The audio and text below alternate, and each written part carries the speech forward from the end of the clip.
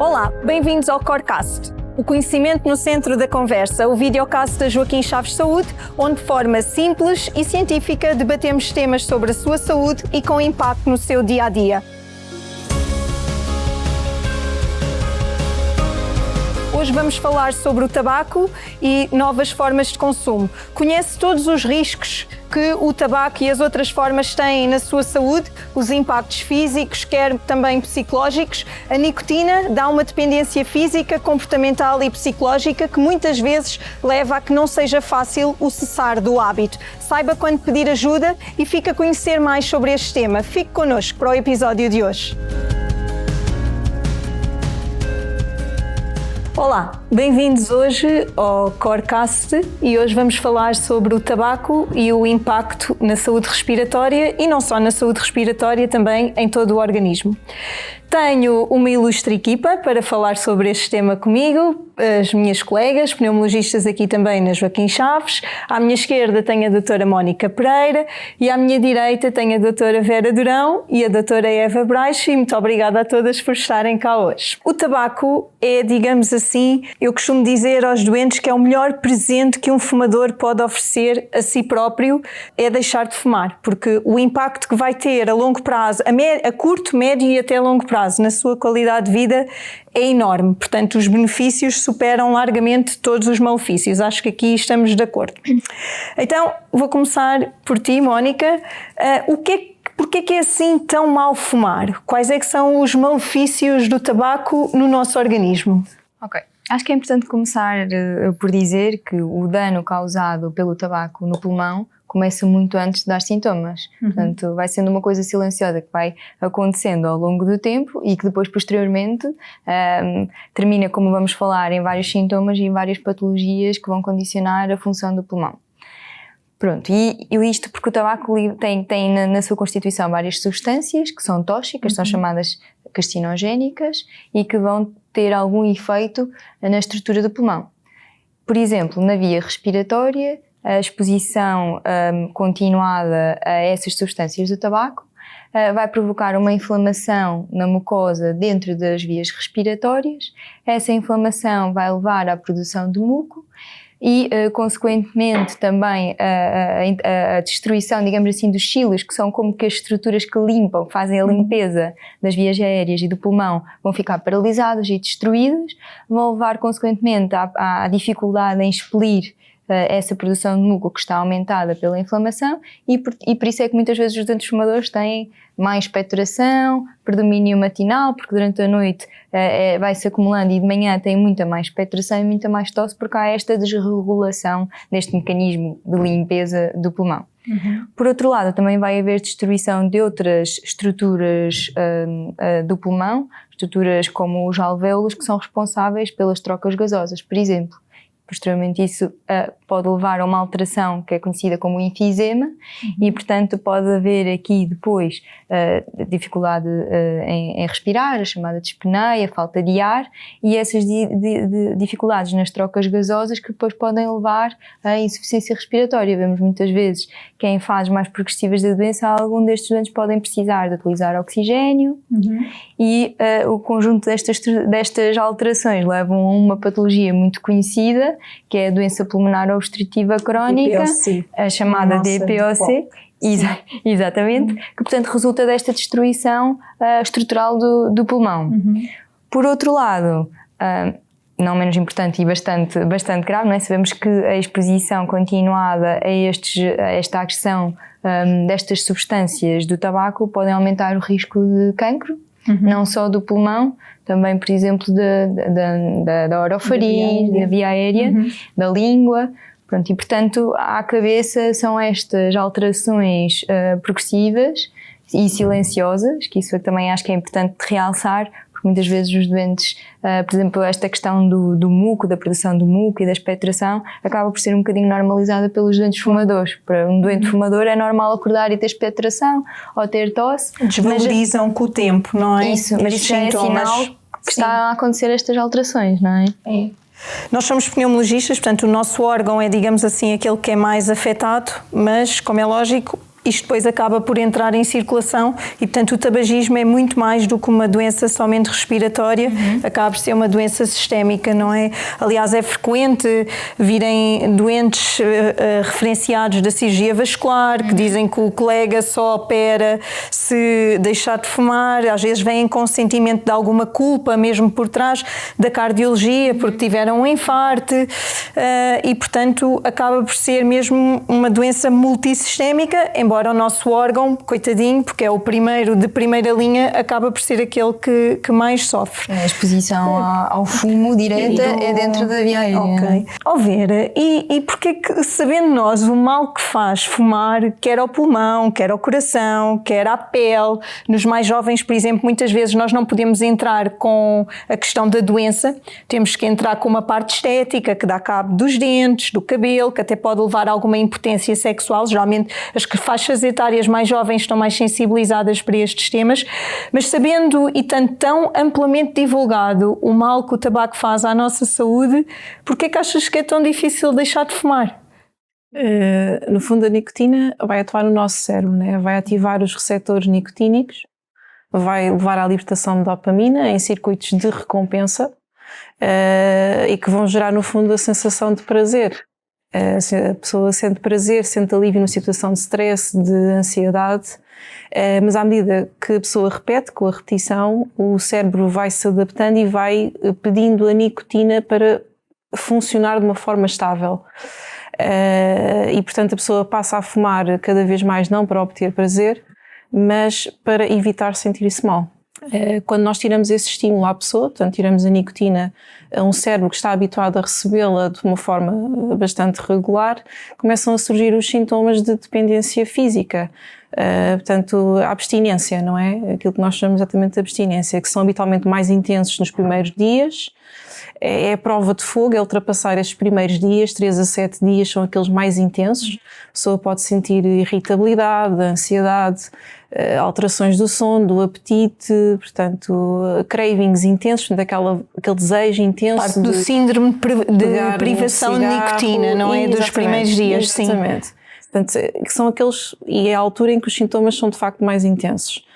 Mas que são expectáveis melhorar ao longo das semanas, principalmente, portanto, ali ao final das 2, 4 semanas, é expectável que os sintomas físicos mais fortes já estejam resolvidos. Não quer dizer que não exista o desejo de querer fumar, exatamente, porque também existe, portanto, também existem os hábitos, também existe o comportamento. A pessoa habitua-se a fumar aquele cigarro quando vai beber café, quando vai ter com os amigos, quando telefona a alguém, e portanto existem depois gatilhos, quando já não existe uma dependência propriamente física. Gatilhos sociais, não é? E comportamentais, exatamente, sim. E que podem levar a pessoa... Pronto, daí às vezes ser mais fácil condicionamento. Claro, nós assistimos muitas vezes a doentes que são internados, estão no hospital e acabam até ali durante a estadia hospitalar, conseguem estar sem fumar. E às vezes até nos dizem e juram a pé juntos que já não vão fumar mais, que aprenderam, mas depois na consulta de reavaliação muitas vezes eles acabam por confessar que voltaram às suas rotinas, ao seu dia-a-dia e portanto aos seus comportamentos, aos seus amigos e portanto o hábito lá voltou, portanto implica ali muito de cabeça. Ou seja, na verdade a nicotina não se comporta assim de uma forma tão diferente de outras drogas como a cocaína e a heroína, em termos de craving e de adição, não é? E no fundo trabalhamos as duas, ou seja, trabalhamos a dependência com medicação e com substitutos de nicotina, portanto para controlar os sintomas físicos, mas também trabalhamos a parte dos hábitos, não é? Com a alteração de rotinas, tentar perceber quais é que são os gatilhos daquela pessoa, tentar trabalhar com essa pessoa, dar-lhe apoio psicológico, portanto acabamos por ter aqui uma abordagem um bocadinho multidisciplinar, tem mesmo de ser multidisciplinar nestes doentes. Para conseguir ultrapassar, porque é muito difícil realmente conseguir deixar de fumar e é normal haver recaídas, portanto é normal, é muito frequente as pessoas precisarem mais do que uma principalmente no primeiro ano, não é? Exatamente. Daí nós só considerarmos que uma pessoa na verdade é um ex-fumador ao fim de 12 meses de cessação tabágica completa, é algo que temos sempre que dizer aos doentes, não é? Exatamente. Pronto, ou seja, Isto há que ser encarado como um processo, não é? E não um único momento. Uma das coisas que às vezes me acontece em consulta, não sei se a vocês também, é que vem sempre uma esposa e um marido e alguém já deixou de fumar e vai com o outro familiar e diz, ele não consegue, é fraco, não consegue. Pronto, e às vezes isso é logo um sinal para ali tentarmos desmistificar um bocadinho isso, não é? Tentar apoiar, porque na verdade há pessoas que efetivamente conseguem deixar sozinhas e felizmente esses casos são muitos, são aqueles que não nos chegam à consulta, mas isso muitas vezes tem a ver com características da própria pessoa, como os receptores, tal como a cor dos olhos, a cor do cabelo, também têm receptores diferentes a nível cerebral que faz com que para algumas pessoas seja mais fácil e para outras não. É exatamente como nas outras drogas, há pessoas que acabam por conseguir sair e reabilitar-se socialmente e até pronto, no seu cotidiano, e há outras pessoas que acabam por sofrer bastante com a dependência. Eva, estamos a entrar numa nova era. Vapings, cigarros eletrónicos, uns fazem bem, outros fazem mal, uns fazem melhor do que outros, outros têm muitas cores, outros têm lojas coloridas. Afinal, há algum que faça melhor ou não? Pois, os vapes e os cigarros eletrónicos, eu acho que em primeiro lugar, e todas concordamos, é o pesadelo do pneumologista, porque primeiro não conseguimos acompanhar as marcas e a quantidade de coisas novas que aparecem. E depois tem o problema é que é desmistificar também com as pessoas que o fazem, que o fumam, porque a percepção que elas têm é que não há risco, não é? Porque é o que o marketing das empresas passa. Portanto, isto é uma alternativa ao tabaco, não existe risco, muitos vapes nem têm nicotina, portanto é só questão dos aromatizantes, daqueles compostos menos tóxicos, mesmo em relação ao tabaco aquecido, como não existe aquela combustão das substâncias. E o cheiro, não é? As pessoas melhoram o cheiro, é tudo apelativo. Não tem na roupa, claro. E portanto, a OMS nesse aspecto é muito clara, nenhum traz benefício. Nada. E portanto, claro.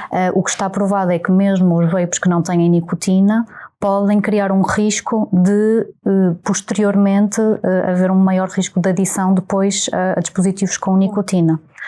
Porque mesmo os vapes que não utilizam nicotina, muitas vezes utilizam sais de nicotina e, portanto, já estão a criar a tal habituação e que depois, posteriormente, pode haver um maior risco, principalmente num grupo específico, que é os jovens, não é? E, portanto, eu acho que aqui a mensagem é clara, nenhum é seguro, não conhecemos resultados a longo prazo, portanto ainda não há estudos suficientes para percebermos o que é que vai resultar daqui.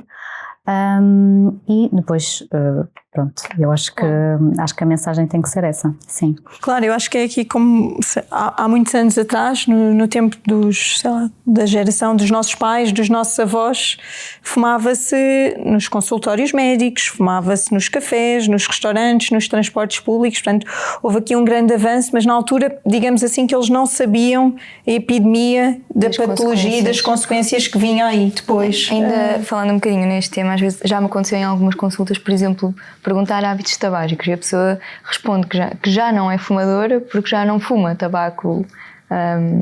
Sim, desvalorizam. Sim. Ou tem cigarro eletrónico ou tem esta questão do para nós é muito mais difícil contabilizar o número e a quantidade de nicotina, porque varia com os líquidos. Mas é porque é vendida esta ideia de que estes novos dispositivos eles não fazem mal. Portanto, a pessoa substitui o tabaco tradicional por estes novos dispositivos, pensando que até não vai ter as mesmas consequências, mas acho que a nossa mensagem deveria passar que não está bem estabelecido isto, não é? Não, é que isto não é uma ideia certa. Ou seja, nós já assistimos ao aparecimento de algumas patologias do intestício, relacionadas até com as novas formas de consumo. Não sabemos se esta combustão alterada, se não virá a trazer tumores cada vez mais periféricos, não é? Por conseguir penetrar melhor na via aérea e pronto, acho que perdemos aqui um bocadinho, digamos assim, para o marketing, porque estes novos dispositivos têm um ar muito atraente, são devices bonitos, coloridos, as lojas também são bastante atraentes e conseguiu captar uma camada mais jovem que na verdade acha que são mais inofensivos e portanto acho que essa mensagem hoje devíamos deixar clara, é que foi como uma campanha que a Sociedade Portuguesa de Pneumologia fez aqui há uns anos, que é a única forma segura de fumar é não fumar, portanto a nossa tolerância é mesmo zero, já bem baixa a poluição e tudo o que temos que lidar, não é, Vera, no dia a dia. Olhem, vocês têm também aqueles doentes que chegam à consulta e que dizem que conhecem uma senhora que fumou e bebeu e que viveu até aos 100 anos, os fumadores têm alguns gatilhos na consulta, eles já vêm preparados, conhecem sempre alguém que fumou, uma vizinha que fuma muito e já tem quase 100 anos. Pronto, o que é que vocês costumam dizer nesses casos? Primeiro que cada pessoa é uma pessoa, não é? Claro. Da mesma forma que pessoas que nunca fumaram também podem ter cancro do pulmão, pessoas que fumam muitos anos podem nunca vir a ter e nunca vir a ter problemas respiratórios muito graves, mas que o risco está lá e que depois depende um bocadinho dos fatores genéticos, individuais e das outras patologias, desenvolver essas doenças ou não. Mas, ou seja, não é por haver sobreviventes de guerra que a guerra não mata, né? Pronto, vale a pena correr assim o risco, a questão é essa, não é? Se vale a pena esperar para ver se... Eu acho efetivamente, e nós assistimos, infelizmente lidamos com pessoas que têm suscetibilidade pulmonar e diria que o grande fator de risco na nossa área, mas também na área da cardiologia, da neurologia e de outras patologias é o tabaco. Eu acho mesmo que é o melhor presente que um fumador pode oferecer a si próprio, é parar, e nunca é tarde para parar, não é? Em qualquer altura, mesmo quando a pessoa já está com uma adversidade, acho que é sempre uma boa altura para parar. Mesmo quando já tem doença. Era isso, mesmo depois do diagnóstico, isso acho que é uma ideia gira para passar, porque mesmo depois de um diagnóstico estabelecido de cancro do pulmão, há benefícios em deixar de fumar, a resposta terapêutica, a resposta tanto à radioterapia, à quimioterapia, porque, como eu disse no início, o tabaco e a exposição a estas substâncias químicas aumenta a inflamação e o aumento da inflamação faz responder menos a qualquer tipo de tratamento e, portanto, há sempre, em qualquer altura, um ganho e um benefício em deixar de fumar, e é o nosso papel questionar sempre isso, e a quem já deixou de fumar fazer o reforço positivo de que não deve voltar a fumar, pronto, que também nos esquecemos muitas vezes dos ex-fumadores, não é? Sim, e temos um dia para assinalar, não é? Essa intervenção deve ser sempre feita. Uma coisa importante nos ex-fumadores, vocês também de certeza que já apanharam, são pessoas que já deixaram de fumar, por exemplo, há 5 ou 6 anos e depois de repente têm algum momento mais estressante na vida que todos nós vamos ter, ou a doença de um familiar, ou uma perda de trabalho, pronto, momentos que inevitavelmente vão acontecer a todos nós e pensam, por que não, naquele momento, e depois volta novamente, é como se ficasse uma marca no cérebro do ex-fumador, portanto dizer mesmo muito importante nestas alturas, nunca recair, com certeza que vocês também já devem ter tido destes casos. Em termos de acompanhamento, nós acabamos por seguir doentes que vêm com uma coisa que é muito importante, que eu acho que é o pré-requisito para ajudar alguém a deixar de fumar, que é a força de vontade. Não é? Porque se essa não resultar, eu costumo, quando os doentes chegam nas consultas de cessação tabágica, eu pergunto muito porque é que vieram. Se foi o colega que enviou, se foi um familiar que está a chatear, porque o que eu noto, não sei se é a vossa experiência, é quando as pessoas vão contrariadas, mas a fazer a vontade a alguém, a coisa nunca corre bem. Não sei se vocês também têm essa experiência. Sim. Pronto. E há outros que até vêm só para saber o que é que se faz, mas não querem já. Querem só saber o que é que pois, há. O que é que há. Estão naquela fase de pré-contemplação, não é? Como nós chamamos. Isso implica mudança de rotinas na pessoa. Claro. E a pessoa pode sentir-se um bocadinho mais retraída. E agora eu vou mudar aqui a minha rotina e a minha vida, pronto, tanto... Mas eu costumo não desvalorizar isso, porque, costumo dizer que se calhar mais vale mesmo com a ajuda de um fármaco a pessoa perceber qual é o momento em que está disponível emocionalmente, neste caso, para começar a deixar de fumar, porque senão pode ser uma tentativa falhada e se depois aumenta a probabilidade também de falhar nas próximas tentativas.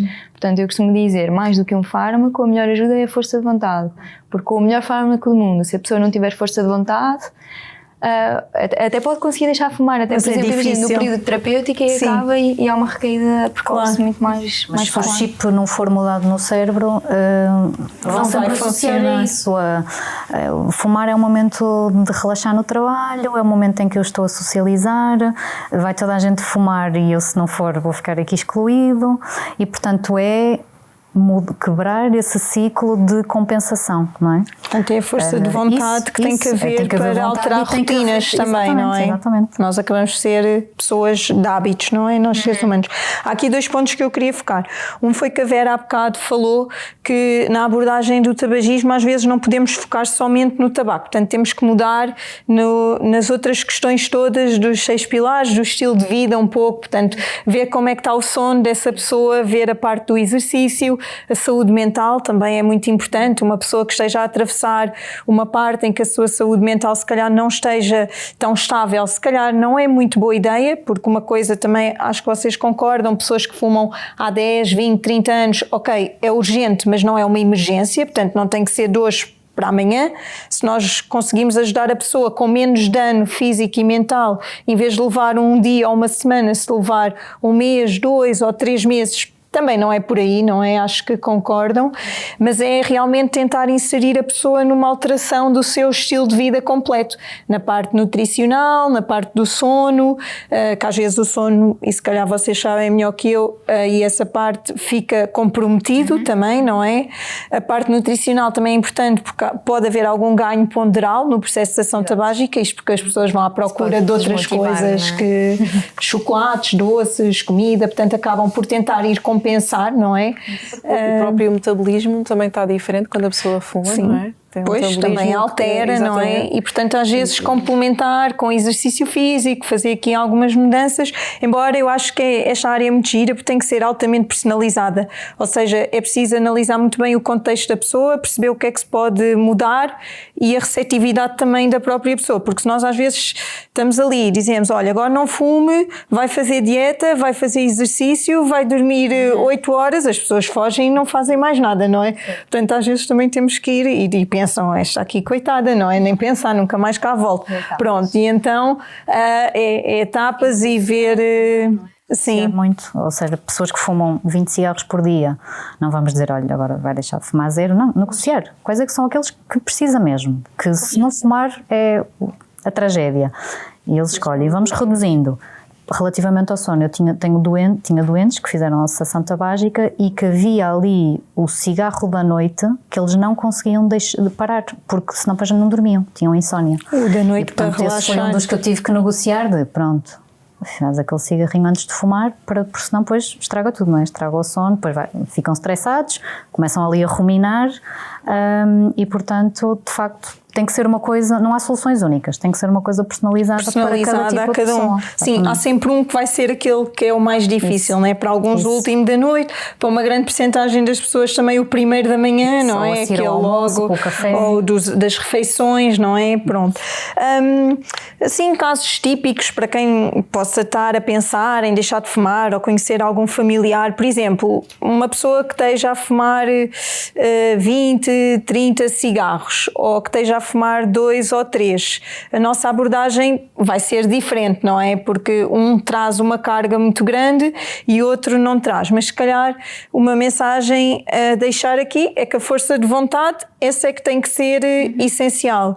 E depois dizer que existem também consultas de cessação tabágica que estão disponíveis em várias instituições de saúde, onde não se entra nunca a culpabilizar a pessoa. Portanto, a pessoa que nos procura, e mesmo quando se marca uma consulta de seguimento, às vezes a pessoa não vem porque diz, olha, não vim naquele porque tive vergonha, porque achei que ia ralhar comigo. Portanto, dizer que nós não não entramos e que esse estilo de medicina de culpabilização do utente está completamente ultrapassado nesta área, não é? Se calhar dizer à partida do doente que é normal que seja um processo, que não é de um dia para o outro, e que é normal que isso vá sendo, lá está, novamente um processo ao longo do tempo, se calhar já dá um bocadinho mais de abertura para que ele continue a procurar ajuda. E cada recaída acaba por ser um momento de aprendizagem, não é? A pessoa aprende qual é que foi o gatilho, qual foi a circunstância que aquilo aconteceu, em que a pessoa sentiu novamente necessidade de fumar um cigarro, e é possível trabalhar depois com isso, não é? Tentar perceber quais foram as estratégias que funcionaram e as que não funcionaram e adequar depois o plano terapêutico para o doente que temos à nossa frente. Sim, e mesmo no processo, se houver algum momento de recaída, por exemplo, uma pessoa que parou, teve 2 semanas sem fumar, depois teve um stress e fumou 1 ou 2 cigarros, isso não significa que haja um retrocesso completo no processo e, portanto, dar apoio e, portanto, dizer aqui que as consultas de cessação tabágica são muito pela positiva e não há culpabilização das pessoas que nos procuram para ajuda, pelo contrário, há um grande respeito. Em relação aqui à parte farmacológica, nós voltamos a dizer que é preciso a força de vontade, não é? Porque as terapêuticas existentes são uma ferramenta que felizmente agora nos últimos 2, 3 anos temos já mais armas, digamos assim, disponíveis. São fármacos relativamente bem tolerados, mas têm que ser postos no doente ideal e bem explicados e no contexto. O que é importante é também nós percebermos a mesma terapêutica não serve em todas as pessoas, certo? Sim. Ou seja, até porque sabemos que há determinados fármacos que têm algumas contraindicações. Pronto.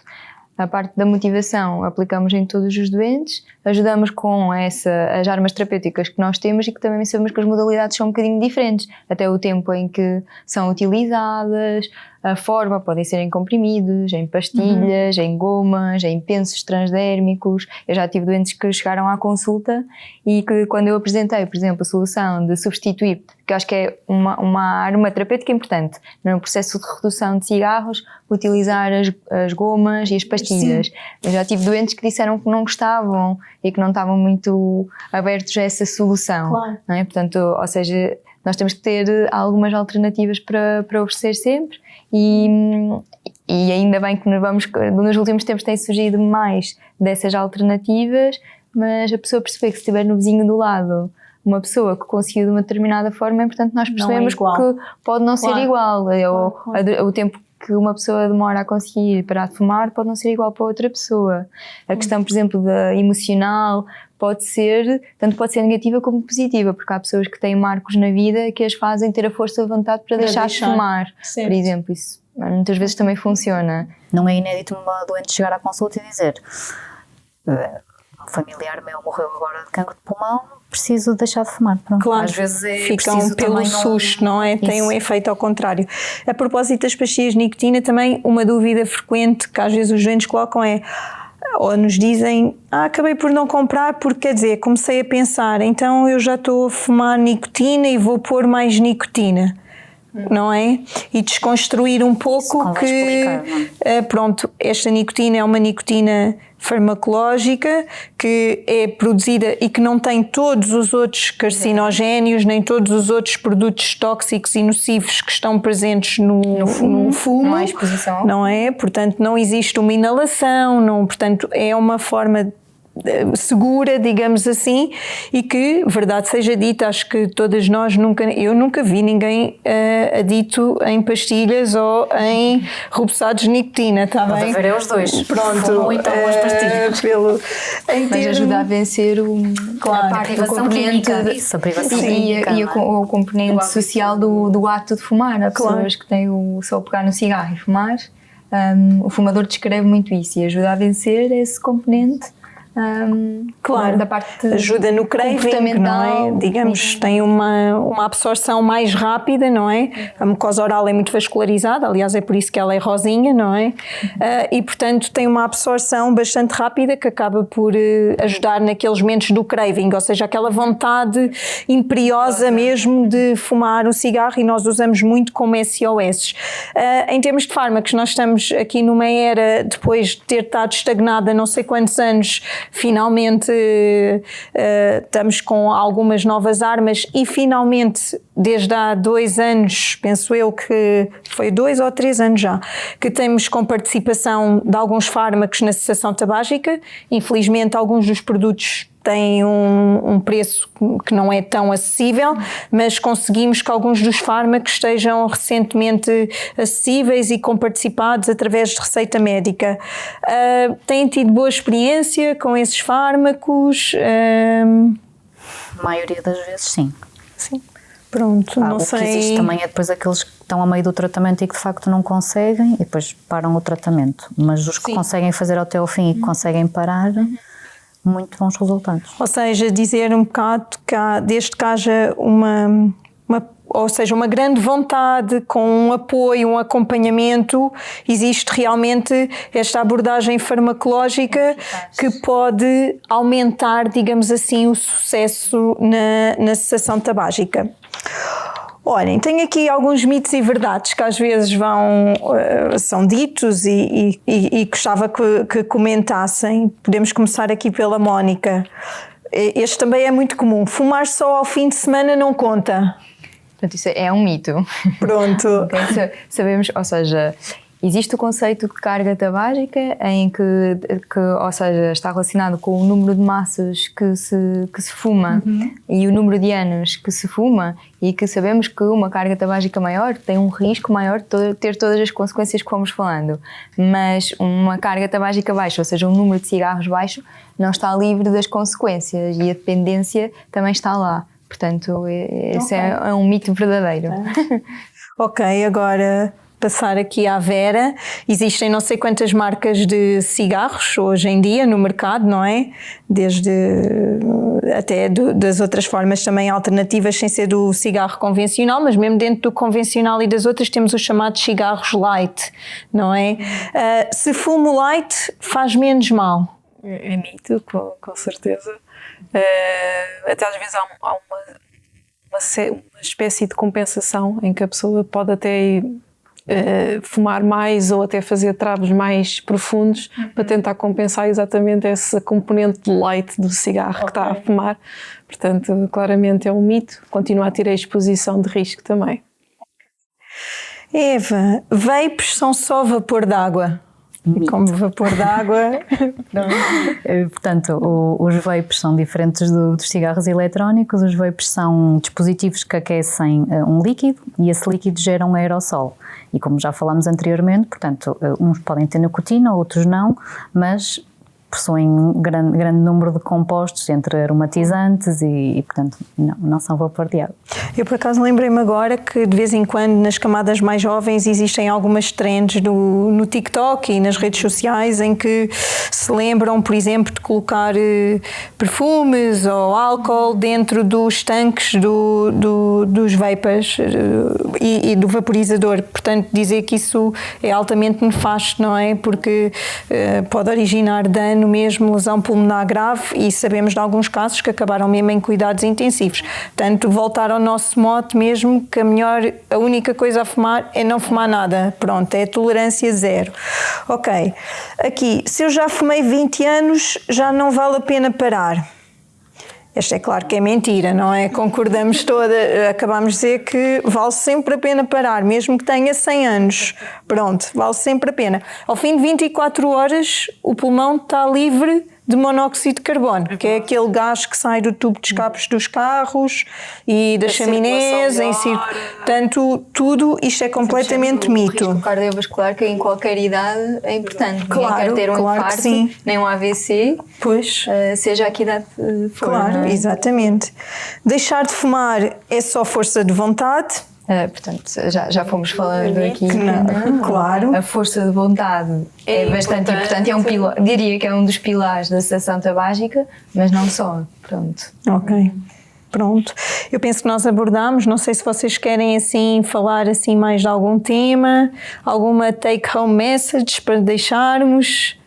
procurar ajuda. Sim, procurar ajuda. Não culpamos ninguém, pelo Exatamente. contrário, as abordagens nas consultas de cessação tabágica são muito friendly, são muito de aceitar, de perceber o contexto, de tentar alterar os pilares e tentar arranjar um plano altamente personalizado para aquele utente. E que se houver recaídas, nós não vamos nunca culpabilizar ninguém, pelo contrário, estaremos lá para procurar outras soluções. Sem dúvida. Não sei se acham assim mais alguma A mensagem. mensagem principal fomos dizendo várias vezes, que é não começar a fumar. Nada. Não fumar nada, não é? E nunca é tarde para parar. E nunca é tarde para parar. Exatamente. Pronto, foi mais um Corecast. Fiquem connosco para o próximo episódio.